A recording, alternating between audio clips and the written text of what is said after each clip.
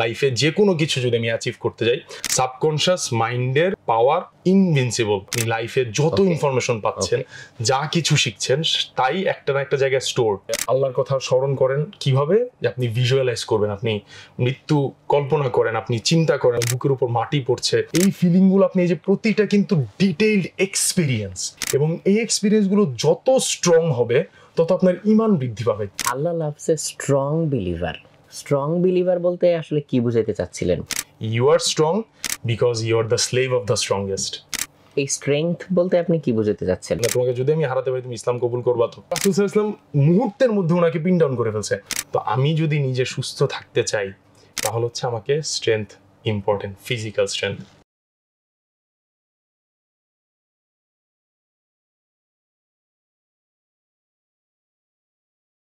প্রিয় দর্শক, আসসালামু আলাইকুম। স্বাগত জানাচ্ছি গল্পগ্রাফির নতুন পর্বে।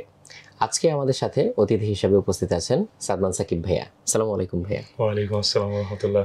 ভাইয়া কেমন আছেন? আলহামদুলিল্লাহ ভালো আছি, আপনি কেমন আছেন? আলহামদুলিল্লাহ ভাইয়া, আমি অনেক ভালো আছি। প্রিয় দর্শক, ভাইয়ার সাথে এর আগেও আমরা একটা এপিসোড করেছিলাম। তো ভাইয়া ফিটনেস, হেলথ, পেইন ম্যানেজমেন্ট এই জিনিসগুলো নিয়ে কাজ করে থাকেন। তারপরেও আজকে আমাদের নতুন দর্শকদের উদ্দেশ্যে বলেন বা স্মৃতিটা একটু ঝালাই করে নেওয়ার জন্য বলেন।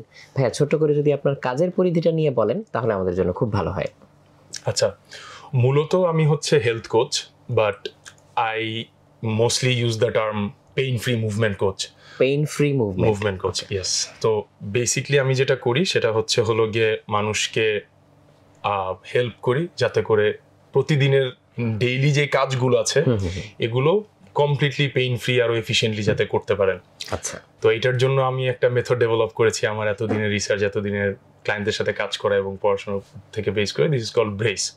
সো ব্রেস মেথডটা হলো গিয়ে, এটা ব্রেস মানে ওয়ার্ডটাকে যদি ভাঙি, brain reframing and corrective exercise. So ব্রেইনের ব্যাপারটা কেন আসলে এখানে? ব্রেইনের ব্যাপার হলো গিয়ে আমাদের রিকভারির ব্যাপারও যদি বলি বা যে কোনো কিছুই বলি, আমাদের ফিজিক্যাল অ্যাসপেক্ট যেরকম ইম্পর্টেন্ট, ওরকম মেন্টাল অ্যাসপেক্টটা অনেক বেশি ইম্পর্টেন্ট। সো এখানে সাবকনশিয়াস ব্রেইনকে ইউজ করা, ওইটার পাওয়ারকে ইউজ করে আমরা রিকভারিতে ইউজ করতে পারি, প্লাস হচ্ছে আমার ওভারঅল হেলথ ইমপ্রুভ করার কাজে লাগাতে পারি। ওইটা হচ্ছে আমার মেন্টাল যে শিফট দরকার ওইটা করে দেয়। অ্যান্ড বাকি যেই আমার ইমপ্রুভমেন্ট করার জন্য বা আমার রিহ্যাবিলিটেশন করার জন্য, পেইন থেকে উঠে আসার জন্য বা আমাকে ওভারঅল স্ট্রেংথ ইমপ্রুভ করার জন্য যা দরকার সেটা হচ্ছে ডেইলি হ্যাবিট বা আমার রুটিন, ওইটার কাজ করা হচ্ছে কারেক্টিভ এক্সারসাইজ। সো এই দুইটার কম্বিনেশন হলে তখন অলমোস্ট 100% চান্সেস অফ রিকভারি। তার মানে আমি যদি ঠিক ধরে থাকি, সেটা হচ্ছে ধরেন কথার কথা আমার নেক পেইন, তাহলে এই নেক পেইনের জন্য আমি হচ্ছে আমার পোস্টার কিংবা জেস্টার এটা কারেক্ট করা কিংবা রেগুলার কিছু টুকটাক এক্সারসাইজ, এগুলোর পাশাপাশি আমার মাইন্ডসেটটাকেও এমনভাবে শিফট করতে হবে যাতে আমার এই রিকভারি বা রিহ্যাবিলিটেশনটা হচ্ছে এক্সিলারেটেড হয়, এরকম কিছু। অ্যাবসলিউটলি। আমি এখানে ব্রেইনের সাবকনশিয়াস পার্টটা নিয়ে একটু কথা বলতে চাই, যেটার ব্যাপারে আসলে এনাফ আলোচনা হয় না। তো এইটা হচ্ছে, আমি যদি সিম্পলি একটু বোঝাতে যাই, আমার পেইনকে ফোকাস না করে ওভারঅল লাইফে যে কোনো কিছু যদি আমি অ্যাচিভ করতে যাই, সাবকনশিয়াস মাইন্ডের পাওয়ার ইনভিনসিবল, অনেক বেশি। এবং এইটার ক্যাপাসিটির যদি আমি একটা সিম্পল আইডিয়া বলতে চাই, ধরেন আমি এই এক্সাম্পলটা সবসময় ইউজ করি। আপনি আপনার সবচাইতে প্রিয় বইয়ের নামটা বলেন। প্রিয় বই বলতে হচ্ছে বিভিন্ন জনরার বিভিন্ন বইয়ের কথা। যেই বইটা আপনি সবচাইতে বেশিবার পড়ছেন? সবচেয়ে বেশিবার রিসেন্টলি হচ্ছে একটা বই বারবার পড়া হয়েছে, সেটা হচ্ছে গুড টু গ্রেট। এখানে হচ্ছে একটা মানে কোম্পানির জার্নির কথা বলা হয়েছে, যে একটা কোম্পানি হচ্ছে গুড হইতেই পারে, বাট সেখান থেকে হচ্ছে টাইমলেস কোম্পানি যেগুলা, যে অনেক বছর ধরে চলতেছে, অ্যাজ ইফ অরিজিনাল যে ফাউন্ডার ছিল সেই এখনো চালাইতেছে, এইরকম কোম্পানি আসলে কিভাবে হয় সেটার ফিলোসফিটা এখানে হচ্ছে ব্রেকডাউন করা। তো রিসেন্টলি পড়া হয়েছে দেখে এটার কথা মাথায় আসে। ওকে, মাশাআল্লাহ, অনেকবার তো পড়ছেন, এট লিস্ট দুই তিনবার পড়ছেন। এখন এই বইটার আমি যদি আপনাকে বলি যে 10 নাম্বার পৃষ্ঠার দ্বিতীয় প্যারার প্রথম লাইনে কি আছে বলতে পারবেন? ইম্পসিবল। বাট আমি যদি এখন বইটা আপনার সামনে খুলে আমি ওর ঠিক আগের 2-3টা লাইন পড়া শুরু করি 10 নাম্বার, তাহলে হয়তো মনে করতে পারবো। তার মানে হচ্ছে এই ইনফরমেশনটা কিন্তু আপনার মাথায়, ব্রেইনে অবভিয়াসলি স্টোরড ছিল, বাট আর্কাইভে ছিল। আপনার যেহেতু দরকার নাই, সেই তো কনশাস মাইন্ড এটাকে ফিল্টার আউট করে ফেলছে, ফিল্টার করে আপনাকে দিচ্ছে না এটার অ্যাক্সেসটা। সাবকনশাস মাইন্ডের পাওয়ার হলো গিয়ে ওর আর্কাইভ অনেক বড়। আপনি লাইফে যত ইনফরমেশন পাচ্ছেন, যা কিছু শিখছেন, তাই একটা না একটা জায়গায় স্টোর। এখন এই জিনিসটা জিনিসটা আপনি যখন সাবকনশিয়াস মাইন্ডকে ইউজ করা শিখবেন তখন এটা আপনাকে হচ্ছে অ্যাক্সেস দেওয়া শুরু করবে ওই ইনফরমেশনগুলো। সিম্পল একটা এক্সাম্পল বলি, খুব নাম করা একটা মুভি ছিল, নাম হচ্ছে লিমিটলেস। তো এই মুভিটাতে হচ্ছে যেই মানে নায়ক বা যে মেইন লিড ক্যারেক্টার, উনি হচ্ছে একটা পিল নেন এবং ওই পিলটা খাওয়ার পরে উনার হচ্ছে সাবকনশিয়াস মাইন্ডের মানে ব্রেইনের পুরো ফুল 100% অ্যাক্সেস সে পেয়ে যায় এবং অ্যাক্সেস পাওয়ার ফলে সে হচ্ছে যে কোনো কিছু করতে পারে এবং একবার যে জিনিস সে দেখেছে ওইটা লাইফে অ্যাপ্লাই করতে পারেন।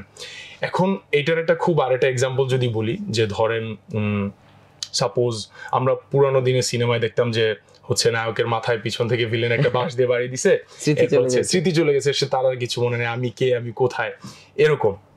তো ধরেন আজকে আপনার এরকম একটা মাথায় একটা বাড়ি দেওয়া হলো, আপনি ঘুমের থেকে উঠে বুঝতে পারতেছেন আপনি কি আপনার কোনো পরিচয় মনে নেই। এখন সাপোজ আপনি সাঁতার কাটতে পারেন, আপনি হাইড্রোফোবিক, ঠিক আছে, আপনি পানি দেখলে আপনি ভয় পান, কিন্তু সামহাউ যেহেতু আপনার পিছনের জীবনের কোনো স্মৃতি মনে নাই, আমি এআই দিয়ে ভিডিও ক্রিয়েট করছি এবং আমি আপনাকে এনাফ প্রুফ দিছি, আপনার আশেপাশের যত মানুষ আছে তাকে দিয়ে আমি আপনাকে বিলিভ করাইছি যে আপনি অলিম্পিক সুইমার এবং আপনার টাইম অলমোস্ট মাইকেল ফেলপসের টাইম কম্পিট করার মতো এরকম, এবং আমি এটা রিয়েলিটি আপনাকে ক্রিয়েট করছি।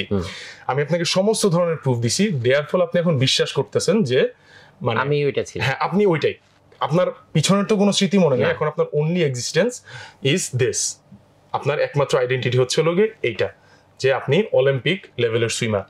এখন আপনি সুস্থ হলেন, হওয়ার পরে যখন আপনি পানিতে যাবেন আপনি ভয় পাবেন না, কারণ আমার কাছে তো আইডেন্টিটি এইটাই যে আমি তো অলিম্পিক সুইমার। এক্স্যাক্টলি। এবং আপনি ধরেন নর্মালি একটা মানুষ যেভাবে সাঁতার কাটে বা যতটুকু তাড়াতাড়ি তার প্রোগ্রেস হয়, আপনার প্রোগ্রেস কিন্তু অনেক বেশি হবে এবং চান্সেস আর দেয়ার যে আপনি 2-3 বছরে মানে ওয়ার্ল্ড বেস্ট না হলেও কান্ট্রি বেস্ট হয়ে যেতে পারবেন। ওই যে আমার মাথায় আছে যে আমি তো একসময় এরকম পারছি, সো আমার হচ্ছে অ্যাচিভমেন্টের ঝুলিতে ওইটা আছে। এক্স্যাক্টলি। আর সাবকনশিয়াস মাইন্ডের সবচেয়ে ইম্পর্টেন্ট বিষয় সেটা হচ্ছে সাবকনশিয়াস মাইন্ডের জন্য আপনি যেটা এক্সপেরিয়েন্স করবেন ওইটাই রিয়েল। আচ্ছা, তো আপনি যত ইমাজিন করলেও, হ্যাঁ অ্যাবসলিউটলি। সাবকনশিয়াস মাইন্ডের আপনি একটা জিনিস যদি বলি, আপনি ভিজুয়ালাইজেশন যদি এরকম ভাবে করতে পারেন, যেটা হলো গিয়ে আপনি ওকে সাউন্ড দিচ্ছেন, মনের কান দিয়ে শুনছেন, আর পিকচারটা এত বেশি ক্লিয়ার আপনার জন্য, আপনি কালার দেখছেন, কালারগুলো ব্রাইট এবং প্রতিটার কি কি কালার আপনি বুঝতে পারতেছেন, টাচ করছেন, ফিল করছেন। সো আপনার ওই ইমেজটা যত স্ট্রং আপনার সাবকনশিয়াস মাইন্ডে বা ব্রেইনে স্টোর হবে, ব্রেইন ওইটার জন্য খুব স্ট্রং একটা ইমোশন ফিল করবে এবং যখন সে সজাগ হবে বা চোখ খুলবে দেখবে ওই জিনিসটার এক্সিস্টেন্স নাই, তখন সাবকনশিয়াস মাইন্ড সামহাউ মনে করবে ওইটা আমার বাস্তবতা তো ছিল, আমি তো এক্সপিরিয়েন্স করছি, তাইলে এখন নাই কেন? নাই কারণ আমার বাস্তবতা আমার কাছ থেকে হাইজ্যাক করা হয়েছে। তো যদি হাইজ্যাক করা হয় তাহলে আমি আমার সমস্ত ক্ষমতায় যা আছে আমি চেষ্টা করব আমার ওই রিয়ালিটিকে ব্যাক করানোর জন্য। এবং সাবকনশিয়াস মাইন্ডের আর্কাইভ কিন্তু অনেক বড়, তখন আপনি এমন কিছু জিনিসপত্র অ্যাক্সেস পাওয়া শুরু করবেন যে জিনিসগুলো অ্যাক্সেস আপনার পিছনে ছিল না। তো এই জিনিসটা হচ্ছে ইসলামের সাথে যদি একটু কানেক্ট করি, আমাদের মুরাকাবার একটা কনসেপ্ট আছে ইসলামে, যে আপনি হচ্ছে আল্লাহর কথা স্মরণ করেন কিভাবে, যে আপনি ভিজুয়ালাইজ করবেন, আপনি মৃত্যু কল্পনা করেন, আপনি চিন্তা করেন আপনার বুকের উপর হচ্ছে চাপ আসছে, কবরের 2 সাইড থেকে চাপ দিচ্ছে, আপনার হৃৎপিণ্ড বা আপনার রিবকেজ একটার ভিতরে ঢুকে যাচ্ছে, আপনার বুকের উপর মাটি পড়ছে, এই ফিলিংগুলো আপনি এই যে প্রতিটা কিন্তু ডিটেইলড এক্সপিরিয়েন্স, এবং এই এক্সপিরিয়েন্সগুলো যত স্ট্রং হবে তত আপনার ইমান বৃদ্ধি পাবে। কেন? কারণ আপনার জন্য ওই এক্সপিরিয়েন্সটা ইজ রিয়ালিটি। সাবকনশিয়াস মাইন্ড তখন মনে করবে ওটা বাস্তব এবং তার জন্য খুব স্ট্রং একটা ইমোশন ক্রিয়েট হবে। অ্যান্ড তখন আপনার হচ্ছে যে কোনো কাজ করা, আল্লাহকে সন্তুষ্ট করা বা আপনার গুনাহ থেকে বেঁচে থাকা তখন আরো সহজ হয়ে যাবে, কারণ এক্সপিরিয়েন্সটা খুব রিয়েল। সাবকনশিয়াস মাইন্ডের জন্য সে যেটা এক্সপিরিয়েন্স করছে, বিট ভার্চুয়াল অর রিয়েল, ওর জন্য এক্সপিরিয়েন্স ইজ রিয়েল। হ্যাঁ, এই কথা যখন আসলোই আজকে আলোচনা শুরু করার আগে, মানে হচ্ছে ক্যামেরা অন করার আগে আপনি একটা কথা বলতেছিলেন বারবারে, সেটা হচ্ছে যে আল্লাহ লাভস এ স্ট্রং বিলিভার। মানে স্ট্রং বিলিভার বলতে আসলে কি বুঝাইতে চাচ্ছিলেন? মানে তার হচ্ছে বিলিভটা স্ট্রং, মানে তার বিশ্বাসটা স্ট্রং, নাকি সে হচ্ছে গায়ে গতরে স্ট্রং, নাকি কি আসলে? এইটা একটু ডিটেইলড টপিক এবং আমার খুব পছন্দের একটা বিষয়, এবং আমার ব্রেইস মেথডের কোর ফিলোসফি বা one of the main headline হচ্ছে এটা, you are strong because you are the slave of the strongest. আমি শক্তিশালী, আমি সামর্থ্যবান, কারণ আমার শক্তি এবং সামর্থ্যের উৎস হচ্ছে সর্বশক্তিমান। এবং আপনি যখন চিন্তা করবেন এইভাবে, তখন হচ্ছে আপনি ওই যে সাবকনশিয়াস মাইন্ডও আপনাকে অ্যাক্সেস দিবে, এবং যেই জায়গায় হচ্ছে ওর ক্ষমতা শেষ হয়ে যাবে, ওই জায়গায় সে সোর্সের থেকে স্ট্রেংথ টানবে। এই স্ট্রেংথ বলতে আপনি কি বোঝাতে চাচ্ছেন? মানে স্ট্রেংথের কি কোনো হচ্ছে কি বলা যায়, বিভিন্ন রকম আসপেক্ট বা সাইড বা পয়েন্ট অফ ভিউ আছে? ডেফিনেটলি স্ট্রেংথ বলতে হচ্ছে শুধু যে ফিজিক্যাল স্ট্রেংথ এটাই না। স্ট্রেংথের হচ্ছে আমি 5টা সেক্টর বলি টোটাল। স্ট্রেংথের 5টা সেক্টর যদি আমি বলি, এবং প্রতিটা আমি আলাদা আলাদা এক্সাম্পল দিয়ে এক্সপ্লেন করবো যাতে বুঝতে দর্শকদের সুবিধা হয়। So physical strength is definitely important, এবং এটা আল্লাহ রাসূলও বলছেন, এবং এটা হচ্ছে খুব সহজ একটা এক্সাম্পল, মানে খুব কমন একটা এক্সাম্পল। রাসূল সাল্লাল্লাহু আলাইহি ওয়াসাল্লাম রুকানা নামে একজন রেসলার ছিলেন, উনি অনেক স্ট্রং ছিলেন, জীবনে ওনাকে কেউ কখনো ডিফিট করতে পারেন নাই। তো উনি হচ্ছে গর্ব থেকে, অহংকার থেকে রাসূল সাল্লাল্লাহু আলাইহি ওয়াসাল্লামকে বলছে যে আমাকে যদি তুমি হারাতে পারো তাহলে হচ্ছে আমি ইসলাম গ্রহণ করবো। রাসূল বলছে যে ঠিক আছে, তুমি এটা মানবা তো, মানে তোমাকে যদি আমি হারাতে পারি তুমি ইসলাম কবুল করবা তো? অবশ্যই করবো, হারায় দেখাও আগে। তো উনি চিন্তা করছেন রাসূল সাল্লাল্লাহু আলাইহি ওয়াসাল্লাম দেখতে হচ্ছে নরম সরম মানুষ, উনি একজন হ্যান্ডসাম, খুব ওইরকম রাস্টিক রোবাস না, তো মনে করছে কোনো বিষয় না। কিন্তু রাসূল সাল্লাল্লাহু আলাইহি ওয়াসাল্লাম মুহূর্তের মধ্যে ওনাকে পিন ডাউন করে ফেলছে। উনি অবাক হয়ে গেছেন যে কি হলো, মানে আমি রেডি ছিলাম না, আবার তো আবার হচ্ছে এইভাবে রাসূল সাল্লাল্লাহু আলাইহি ওয়াসাল্লাম তাকে 3বার, মানে এইরকম সিদ্ধহস্ত স্ট্রেংথ, এবং আরবদের স্ট্রেংথ কিন্তু ওই সময় অনেক বেশি ফেমাস ছিল। এইরকম একজন টপ স্ট্রেংথের মানুষকে রাসূল সাল্লাল্লাহু আলাইহি ওয়াসাল্লাম পিন ডাউন করছে তার গেমে, রেসলিংয়ে। এবং আরবদের শক্তির ব্যাপারে যদি আমি একটু বলি, তারা হলো গিয়ে একটা গাছ এভাবে ধরতো হাক করে, এবং কোমরের মধ্যে দড়ি বাঁধতো, বেঁধে ওই দড়ি ঘোড়াকে দিয়ে বলতো, ঘোড়ার সাথে বাঁধতো, এবং ঘোড়াকে চাবুক দেওয়া হতো। ঘোড়ার টেনে যদি তাকে গাছ থেকে সরাতে পারে তাহলে হচ্ছে তার স্ট্রেংথ নাই। আচ্ছা, এইভাবে হচ্ছে ঘোড়ার এগেইনস্টে নিজেকে হোল্ড করে রাখতো। এই পরিমাণ ফিজিক্যাল স্ট্রেংথ হচ্ছে ওনাদের। এখন স্ট্রেংথের তো ডেফিনেটলি ফিজিক্যাল স্ট্রেংথের একটা পাওয়ারফুল একটা পার্ট আছে, এবং আমি সবসময় মনে করি, আচ্ছা আমি একটু বড় হয়ে যাচ্ছে, আগে শর্ট করে আনি। সো 5টা অ্যাসপেক্ট যদি বলি, physical strength, mental strength, emotional strength, financial strength and spiritual strength. এই 5টা পিলার যদি আমার থাকে, then I am a stronger believer. And আমি যেটা চিন্তা করি যে why would Allah love a stronger believer, মানে একজন যে স্ট্রং আর একজন যে উইক, তার চাইতে যে স্ট্রং তাকে আল্লাহ কেন বেশি পছন্দ করবেন? এই মোহাব্বতের কারণ কি? হাদিসটা পুরো কমপ্লিট হচ্ছিল গিয়ে, though there is goodness in both of them, but Allah কিন্তু স্ট্রঙ্গার মানুষটাকে বেশি পছন্দ করেন কেন, এবং প্রতিটাতে আমি আলাদা আলাদা করে এক্সপ্লেন করব। একজন stronger believer is beneficial to others. আচ্ছা, যে উইক সে হচ্ছে নিজের নিড ফুলফিল করতে করতেই কিন্তু তার দিন চলে যায়, হয়তো পুরোপুরি কমপ্লিটলি ফুলফিল করতে পারে না, আবার অনেক জায়গায় পারেন না। কিন্তু যেই লোকটা স্ট্রং, সে নিজের জন্য সাফিসিয়েন্ট এবং অন্যের জন্য সে বেনিফিশিয়াল। আপনি ধরেন আপনি স্ট্রং, আমি ফিজিক্যাল অ্যাসপেক্টটাতে বলছি, তারপর প্রতিটাতে আস্তে আস্তে বলবো, এটা একটু লম্বা সময় লাগবে, আমি দেখছি আপনার কাছ থেকে। সেদিন হচ্ছে আমি একটা ভিডিও দেখলাম, হ্যাঁ, তো ভিডিওটা হলো গিয়ে একটা রিক্সা যাচ্ছে, আর ওইখান থেকে একটা বাস গেল, হঠাৎ করে রিক্সাটা উল্টে গেল এবং ইমিডিয়েটলি একটা বাস ক্রস করলো। যখন রিক্সাটা উল্টালো, এই সময় হচ্ছে একটা বাবা, 2 হাতে 2 মেয়ে ছিল, এই দুই মেয়েকে নিয়ে রিক্সায় যাচ্ছেন। তো রিক্সাটা উল্টানোর সাথে সাথে বাবা 2জনকে এইভাবে ধরে জাম্প এবং টার্ন করে ফেলছেন। মানে শুধু যদি লাফ দিতেন, তারপরেও কিন্তু বাসটা ইদার তার উপর অথবা একটা বের উপর দিয়ে চলে যায়। জাম্প করে অন্যদিকে ঘুরেও গেছেন। তো এটা প্রচন্ড এক্সপ্লোসিভ পাওয়ার এবং স্ট্রেংথ প্রয়োজন। I believe this is strength. কারণ আমি একজন বাবা হিসাবে আমার সন্তানকে যদি ওই জায়গায় আমি প্রোটেক্ট না করতে পারতাম, আমি নিজেকে মাফ করতে পারতাম, তো স্ট্রেংথ হচ্ছে এমন একটা জিনিস যেটা হচ্ছে আমার ডেইলি লাইফে কাজে আসে, এবং আমার কাজে তো অবশ্যই আসবে, অন্যদের কাজেও আসবে। আমার ফ্যামিলি, আমার ফ্রেন্ডস, আমার আপনজন যে কোনো প্রয়োজনে আমাকে কাছে পাবে। আমি যে কোনো ফিজিক্যাল নিড আমার ফ্যামিলিকে আমি প্রোটেক্ট করতে পারবো, এইটুক ক্যাপেবিলিটি আমার আছে। এবং এটা আমার জন্য একটু ইমোশনাল জার্নি। আমি একটু যদি বলি, আমার খালা রিসেন্টলি মারা গেছেন। আমার খালার কোনো মাহারাম ছিলেন না। তো আমার খালা হচ্ছে একটু লম্বা ছিলেন, 5 ফুট 6 ইঞ্চি ছিলেন, মোটামুটি ভালো স্বাস্থ্যই ছিলেন। তো যখন উনি হসপিটালাইজ হন তখন হচ্ছে মানে হঠাৎ করে সিচুয়েশন অনেক খারাপ হয়ে যায়। তো 4তলা বিল্ডিং, 4তলা থেকে নিচে যে নিয়ে আসা হবে এই অবস্থায় মানে স্ট্রেচারটাকে টার্ন করানোর ব্যবস্থা ছিল না, কারণ সিঁড়িগুলো অনেক ন্যারো, পুরানো দিনের বাড়ি আর কি। তো ওই সময় আমি হচ্ছে আমার খালাকে যখন উঠাতে যাই, ওদিন হচ্ছে আমি এত মানে স্ট্রাগল ফিল করছিলাম, বিকজ আমি নিজেও কিন্তু ব্যাক পেন থেকে রিকভার করে আসছি। এটা হচ্ছে আগের ভিডিওতে এটার ব্যাপারে অনেক কিছু বলছি। তো আমার ওদিন প্রচণ্ড উইক ফিল হচ্ছিল যে আমার খালাকে আমি তুলতে পারতেছিলাম না, আমার অনেক কষ্ট হচ্ছিল।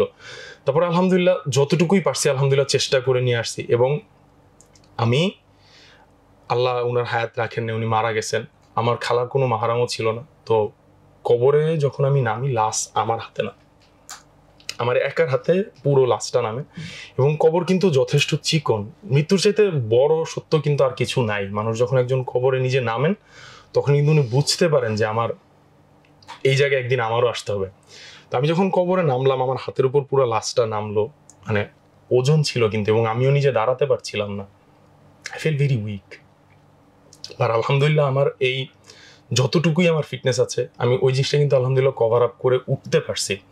এবং কবরটাও কিন্তু আপনার চেস্ট হাইট পর্যন্ত থাকে, এইখান থেকে জাম্প করে উঠা বা এইটাও আপনার একটা স্ট্রেংথের প্রয়োজন হয়। তো ওই দিন আমার জন্য খুব একটা ইমোশনাল একটা স্টেট ছিল। এরপরের দিন আমি বাসায় এসে আমার মা, আমার বোন, আমার স্ত্রীকে আমি বলছি যে হয় তোমরা ওজন কমাও, না হলে আমার নিজেকে এরকম বড় একটা দানবে রূপান্তরিত করতে হবে যে যে কোনো প্রয়োজনে, যে কোনো ইমার্জেন্সিতে আমি তোমাদের যেন কাঁধে ফেলে নিয়ে দৌড় দিতে পারি। I believe this is strength. Physical strength কেন দরকার?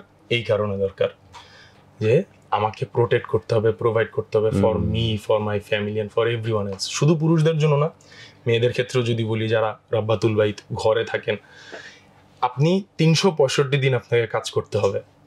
এবং আপনি একটা দিন যদি অসুস্থ থাকেন, ফ্যামিলির যে একটা মহিলা, যে মাটার উপরে ডিপেন্ড, বাচ্চাদের খাওয়া ঠিক মতো হবে না, স্কুলে যেতে পারবে না ঠিক মতো, পড়াশোনা নষ্ট হবে, ঘর ধর পুরো ফুল ময়লা হয়ে যাবে, সব কিছু, একটা ফ্যামিলি কিন্তু পুরো ফুল ডিপেন্ড করে ওই মহিলাটার উপর।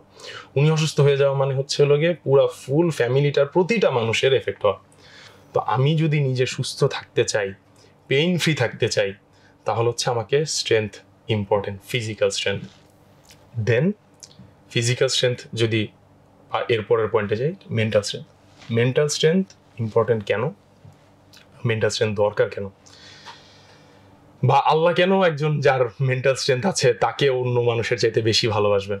মেন্টাল স্ট্রেংথ যেই মানুষটা আছে সে মেন্টালি স্টেবল। উনি হচ্ছেন রং হোক রাইট হোক সব সময় নিজের এইটুক এনাফ মানসিক শক্তি আছে যে রাইটের পক্ষ নেবেন।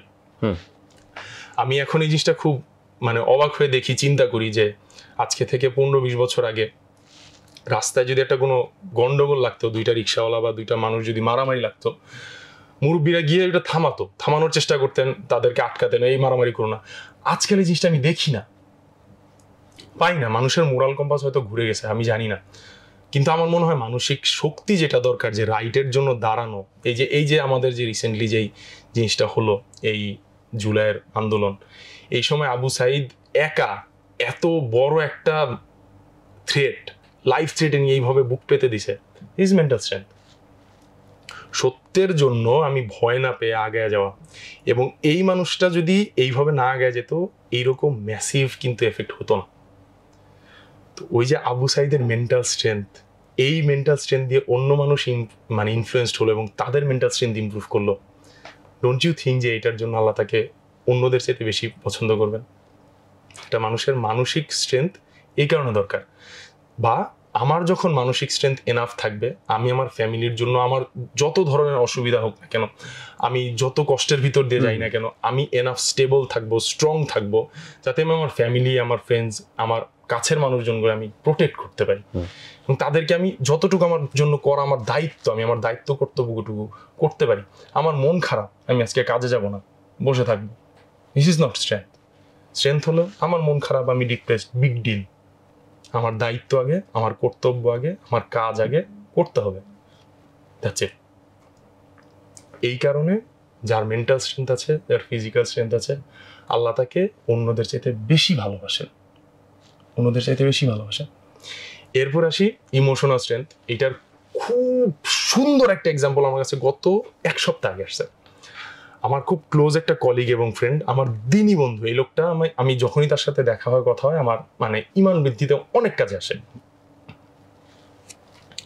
রিসেন্টলি নিউজ পেলাম, আমি হচ্ছে ওদিন ঢাকার বাইরে ছিলাম, তো আমাকে ফোন দিল যে সাদমান, তো বাবা হয়েছি আমার মেয়ে, তো আমি যাইতে পারিনি হসপিটাল, আমাকে ভিডিও কলে বাচ্চাকে দেখানো হচ্ছে। আমি দেখলাম, আলহামদুলিল্লাহ সম্পূর্ণ সুস্থ, নর্মাল ডেলিভারি, সব কিছু ঠিক, আলহামদুলিল্লাহ। পরের দিন মানে প্রথম যেদিন রোজা হলো, এই রোজার সেহরির সময় বাচ্চাটা মারা গেছে।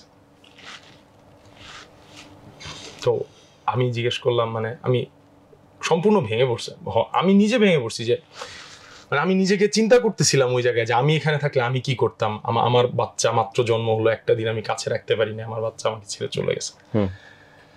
আমি ওই ভাইকে যখন ফোন করলাম, বিশ্বাস যাবে না সে কি বলছে, আলহামদুলিল্লাহ ভাই কোনো সমস্যা নেই, ফিলিস্তিনে কত বাচ্চা মরে যাচ্ছে প্রতিদিন, বাবারা তো দেখতেও পায় না, লাশও খুঁজে পায় না, আমার বাচ্চা আমার সাথে একটা দিন ছিল, আমি সাথে ছিলাম, আল্লাহ রিজিক হায়াত নাই দুনিয়াতে নিয়ে গেছেন, আল্লাহর কাছে কবুল হয়ে গেছে, আলহামদুলিল্লাহ সমস্যা নেই, আলহামদুলিল্লাহ।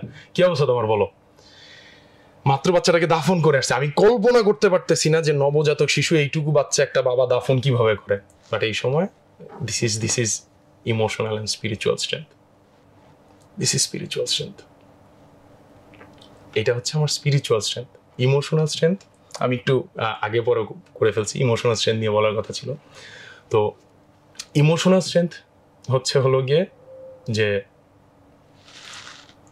আমার বাসায় আমার ফ্যামিলি মেম্বার, আমার অফিসে কারোর সাথে আমার ঝগড়া হয়েছে, আমার মেজাজ প্রচন্ড গরম, বা হচ্ছে রাস্তা দিয়ে আসছি, আমার গায়ে একটা গাড়ি কাদা মেরে দিছে, পুরা ফুল কাপড় নষ্ট হয়ে গেছে, মেজাজ অতিরিক্ত খারাপ। এখন বাসায় ঢুকে স্বাভাবিক ব্যবহার হচ্ছে, দরজা খুলবে আমার বউ, আমি কতক্ষণ মেজাজ খারাপ করবো, বাচ্চা আসবে তার সাথেও দুর্ব্যবহার করবো, অযথাই কিছু বকাঝকা করবো। এটা আমার স্ট্রেংথ না, দিস ইজ উইকনেস। আল্লাহ বলছেন যে your family deserves the best behaviour from you. এবং আমার ইমোশনাল স্ট্রেংথ হচ্ছে, আমি ইমোশনাল স্টেবিলিটি হচ্ছে, আমি জানি যে আল্লাহ বলছেন আমার ঘরের মানুষ, আমার পরিবারের মানুষগুলা আমার বেস্ট বিহেভিয়ার এক্সপেক্ট করে। তো আমার লাইফে যেই রকম ইমোশনাল স্টেটে আমি থাকি না কেন, আমার ইমোশনাল স্টেবিলিটি হচ্ছে আমি স্লেট ক্লিন করব। ভাই আমরা তো অনেক সময় হচ্ছে উল্টাটা করি, যে আমরা বাইরে এত ভদ্র ব্যবহার করি, এত ভালো ব্যবহার করি, যে ভাজা মাছটা উল্টে খেতে পারি না, মানে ভদ্রতার হচ্ছে একেবারে মানে কি বলা যায় মূর্ত প্রতীক। কিন্তু হচ্ছে বাসায় গিয়ে মনে করি যে না, এখন তো আমার সেই ভদ্রতার খোলস না ধরে রাখলেও চলবে, এরা তো আমার বাসার মানুষ।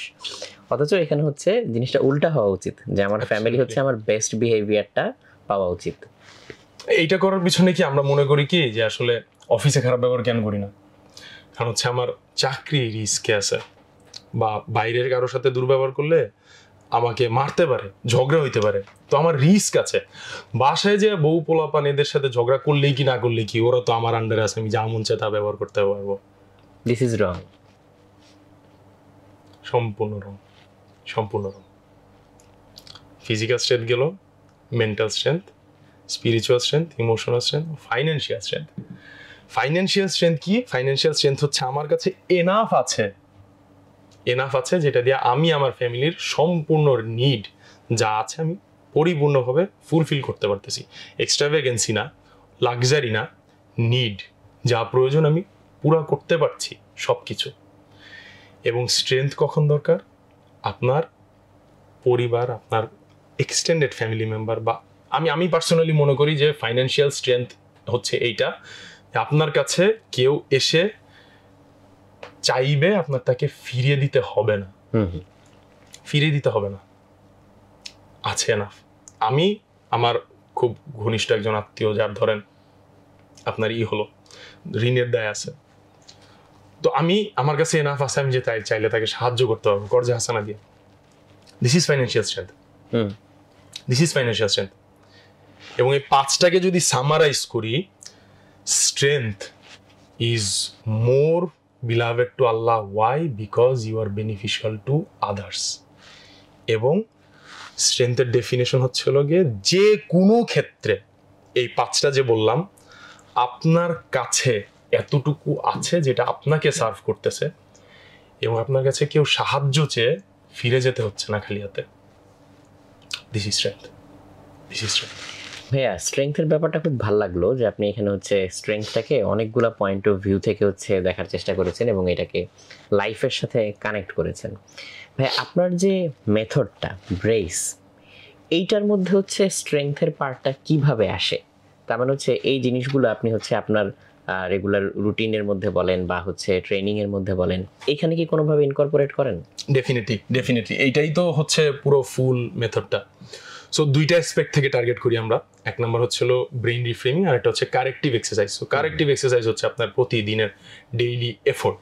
আচ্ছা, আমি সবসময় বলি যে মানে ব্রেইন যেভাবে চিন্তা করে আর কি, আপনাকে আমি এখন একটা বলতেছি, আপনি এই কাজটা করবেন। হ্যাঁ, একটা লাল একটা গোল একটা ডট, এটার ব্যাপারে চিন্তা করবেন না।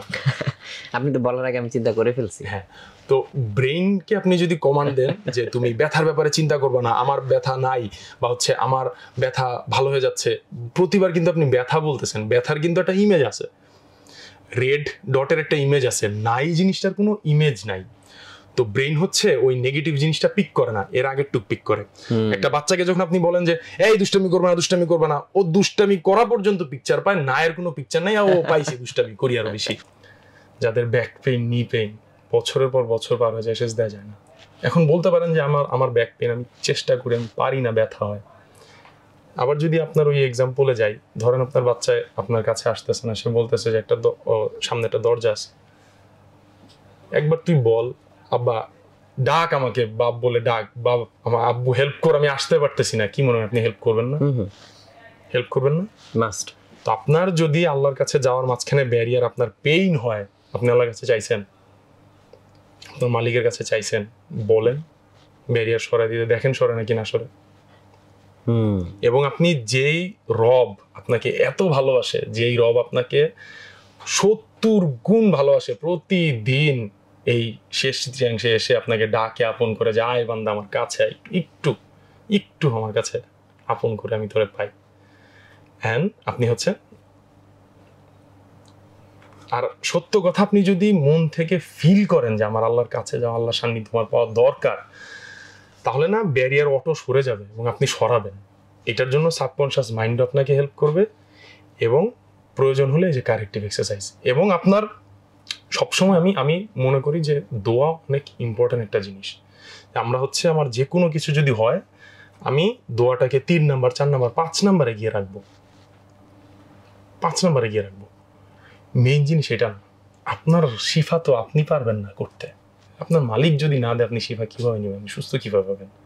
আপনি আল্লাহকে হচ্ছে 3rd subject, 4th subject, 5th subject নিয়ে রাখছেন।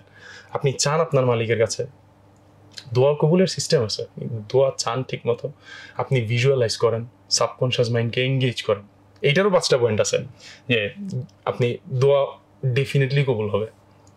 আপনি হচ্ছে দোয়া করবেন বুঝে, কোনো মুখস্থ দোয়া না, মন থেকে ইমোশনালি ফিল করে দোয়া করবেন যে রব, আমি তোমার কাছে সেজদায় যেতে পারতেছি না, আমার তোমার আপন হওয়ার অনেক ইচ্ছা, আমি পারি না, আমাকে হেল্প করো, এই ব্যাক পেইন আমার কষ্ট দিচ্ছে, এই নি পেইন আমার কষ্ট দিচ্ছে, হাঁটু ব্যথার জন্য আমি যেতে পারি না। আপনি বলেন, পিকচারাইজ করেন, ভিজুয়ালাইজ করেন, মুরাকাবা করেন, সাবকনশিয়াস মাইন্ডকে ইউজ করেন।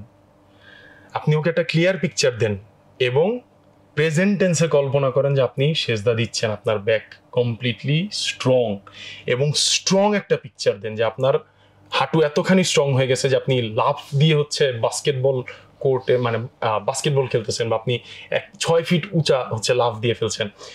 এই জিনিসটা আপনি ভিজুয়ালাইজ করেন। তারপর হচ্ছে আপনার সাবকনশিয়াস মাইন্ড ইউজ হবে, ও আপনাকে দিবে, এবং ওর যেখানে সামর্থ্য শেষ হয়ে যাবে, তখন আল্লাহর কাছ থেকে টানবে। আপনি স্ট্রং পিকচার দেন, আল্লাহর কাছে চান, প্রেজেন্ট টেন্সে চিন্তা করেন, তারপর হচ্ছে হলো গিয়ে রেগুলার আপনার যে এফোর্ট দেওয়ার দরকার, যেটা আপনার কাছে আপনার সামর্থ্য, এই জায়গায় আপনি 110%, 99 না, আপনি নিজের সাথে অনেস্ট না, তাইলে আপনার অনেস্টি হচ্ছে ওই জায়গায় যে আমার কাছে যতটুকু এফোর্ট আছে, উইচ ইজ এক্সারসাইজ, এটার জন্য আমার কিছু করতে হবে না। আমি হয়তো, যদি আপনারা শিখতে চান, আমাদের ওয়ার্কশপে আসতে পারেন, আমাদের ভিডিও আছে ইনশাল্লাহ, চেষ্টা করছি, আমরা নতুন শুরু করছি ইনশাল্লাহ, বাট হেল্প করার চেষ্টা করি। আপনি এক্সারসাইজগুলো করেন রেগুলার, নিয়মিত করেন, আপনি ইমপ্রুভমেন্ট যদি না পান, এবং আগের গুলো করে আসতে হবে ভাই। আপনি 99% এফোর্ট দিয়ে বলতে পারবেন না যে আল্লাহ আমি আমার সব চেষ্টা করছি, তুমি তো দিলা না। আপনি আপনার হাতে যেই কার্ডগুলো আছে 100% ছাড়েন, পুরো ফুল পোটেনশিয়াল আপনি খেলেন, এরপর আপনার রব দেখেন দেয় কি না দেয়। আমার ভাই ডি জেনারেশন যাদের ব্যাক পেইন, তাদের হচ্ছে তারা কানেক্ট করতে পারবেন ওনাদের PLID, sciatica, disc bulging, herniation, এই জিনিসগুলো হচ্ছে যে কার্টিলেজ ওইটা ক্ষয় হয়ে যায়, বা হচ্ছে মানে যে মেরুদণ্ডের দুইটা হাড়ের মাঝখানে যে নরম হাড়টা থাকে ওইটা হচ্ছে বের হয়ে যায়, বের হয়ে গিয়ে সেন্ট্রাল নার্ভাস সিস্টেমে পোক করে তখন ব্যথা হয়। আমার না ওই জিনিসটা গ্রেড 4 ডিজেনারেশন, এমআরআই ওটা দেখা যায় না, এত চিকন হয়ে গেছে যে ওটা এমআরআই ধরা পড়ে না, নাই, নন এক্সিস্টেন্ট। আমার সার্জারি করা ছাড়া আমার কোনো অপশন ছিল না। ডাক্তাররা বলে দিছে আমি সার্জারি না করলে চলাফেরা করতে পারবো না। আলহামদুলিল্লাহ আজকে আপনাদেরকে হেল্প করতেছি আমি এই ব্যাক পেন থেকে রিকভার করার জন্য। কিভাবে?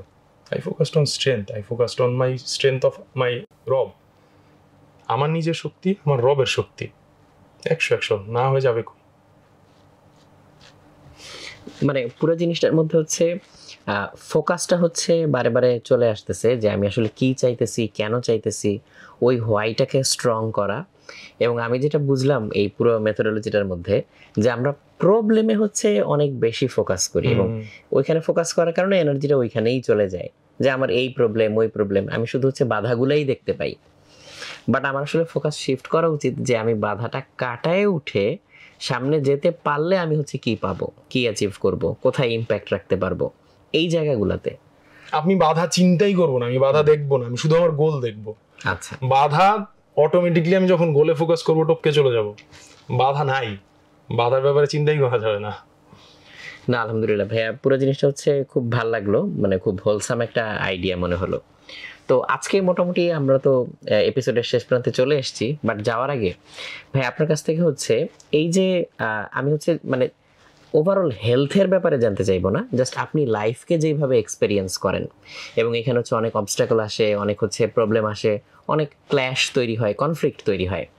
সো যখনই আমরা হচ্ছে কোনো ডিফিকাল্ট সিচুয়েশনে পড়ি, টাইট কর্নারে পড়ি, যেখান থেকে মনে হয় যে আমাদের আসলে না এখান থেকে কিভাবে উদ্ধার পাবো, মানে অসহায় একটা সিচুয়েশন আছে না এরকম।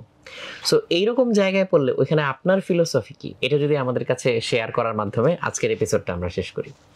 খুব সহজে ছোট করে যদি বলি, যে কোনো স্ট্রাগল, যে কোনো অবস্ট্যাকেল স্ট্রেংথ থেকে অ্যাপ্রোচ করতে হবে, স্ট্রেংথ থেকে অ্যাপ্রোচ করতে হবে। এবং আমার স্ট্রেংথ যে জায়গায় শেষ, ওই জায়গায় আমি আমার রবের কাছ থেকে স্ট্রেংথ নিব। ওই যে মোল্লাবাড়ির বিড়ালো মোল্লা আছে না, আমি স্ট্রং বিকজ আমার রব হচ্ছে স্ট্রংগেস্ট। একটা ছোট্ট বালতি আর একটা হচ্ছে 1 লক্ষ লিটারের একটা ট্যাঙ্ক পানির, দুইটা থেকে পানি পড়তেছে।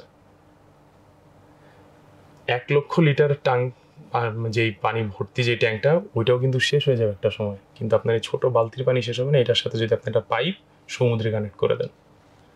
আপনার শক্তি লিমিটেড, আপনার সামর্থ্য লিমিটেড, আপনার দুনিয়ার সব কিছু করার কোনো ক্ষমতা নেই আপনার, কিন্তু আপনার মালিকের সব আছে। যখন আপনি ওই সোর্স থেকে টান দিবেন, আপনি ইনভিনসিবল। না অসাধারণ ভাইয়া, মানে এইভাবে চিন্তা করতে পারলে আসলে দেখা যাবে যে আমরা প্রবলেমে ফোকাস না করে বরং হচ্ছে সলিউশনে তখন বেশি ফোকাস করতে পারবো। প্রিয় দর্শক, আপনাদেরকে অনেক ধন্যবাদ আজকে আমাদের সাথে এই আলোচনাটায় অংশ নেওয়ার জন্য, আলোচনাটা শোনার জন্য। তো আমার মনে হয় যে এখান থেকে আমরা নিজের মতো করে হয়তো অনেক মেসেজ, অনেক লেসন হয়তো নিতে পারবো। তো আমি খুব করে রিকোয়েস্ট করব, আমাদের আজকের এই ছোট্ট আলোচনাটুকু থেকে আপনার মনে যে অংশটুকু দাগ কেটেছে, কিংবা এখান থেকে আপনি নিজের মতো করে নিজের লাইফে নিজের সিচুয়েশন অনুযায়ী যেই লেসনটা বা হচ্ছে যেই ব্যাপারটা আসপেক্টটা নিতে পেরেছেন, সেইটা আমাদেরকে হচ্ছে কমেন্ট করে জানান। আমরা খুবই খুশি হব এবং আমাদের সাথে আপনাদের একটা ইন্টারাকশনের সুযোগ তৈরি হবে। তো ইনশাআল্লাহ প্রিয় দর্শক, পরের পর্বে আবারও দেখা হবে। ভাইয়াকেও অনেক ধন্যবাদ জানিয়ে আজকে এখানে অনুষ্ঠান শেষ করছি। আসসালামু আলাইকুম।